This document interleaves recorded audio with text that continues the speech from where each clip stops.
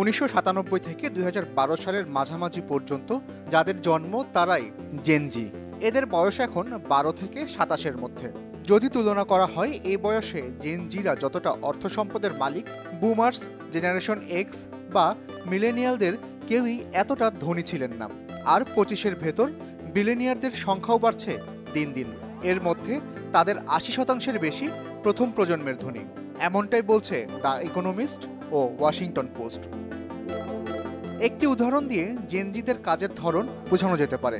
যুক্তরাষ্ট্রের সিয়াটলের বাসিন্দা Natalie fisher মোটা অঙ্কের কর্পোরেট চাকরি ছেড়ে অনলাইনে ব্যবসায় যুক্ত হয়েছেন। 25 বছর বয়সী এই তরুণী অনলাইনে ব্যক্তিগত অর্থনৈতিক পরামর্শ দেওয়ার পাশাপাশি বিভিন্ন ব্র্যান্ডের প্রমোশনও করে থাকেন।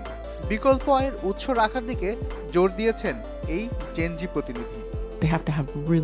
আপনি শুধু একটি আয়ের উপর নির্ভর করে বেঁচে থাকার কথা ভাবলে ভুল করছেন। আপনাকে অনেক কিছু করতে হবে, অন্তত বিকল্প আয়ের উৎস রাখতে হবে। বিশ্বজুড়ে জেনজিরা মূলত আয়ের পাশাপাশি আরও নানাভাবে বাড়তি আয় করছেন, যেগুলোর মধ্যে রয়েছে সামাজিক যোগাযোগ মাধ্যমে নানান রকম ব্যবসা, সেবা প্রদান, বিজ্ঞাপন বা ইনফ্লুয়েন্সিং। বাড়তি আয়ের দিকে জেনজিদের ঝুঁকে পড়ার কারণ হিসেবে 3টি বিষয়কে দাঁড় করানো যায়। প্রথমত, 2008 সালের অর্থনৈতিক সংকটকে জেনজিরা বেশ কাছ থেকেই দেখেছেন।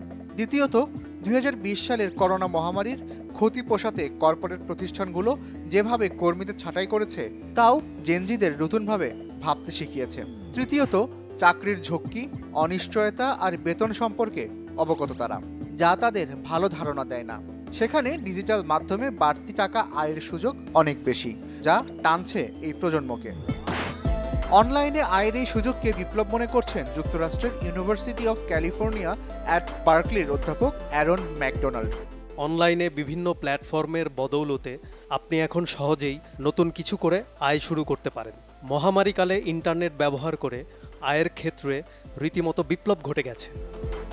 দ্য ইকোনমিস্ট ও ওয়াশিংটন পোস্টের প্রতিবেদন অনুযায়ী বেশিরভাগ জেনজি মনে করেন আয়ের উৎসগুলোকে বহুমুখী করে ফেলা এখন সময়ের দাবি মাত্র।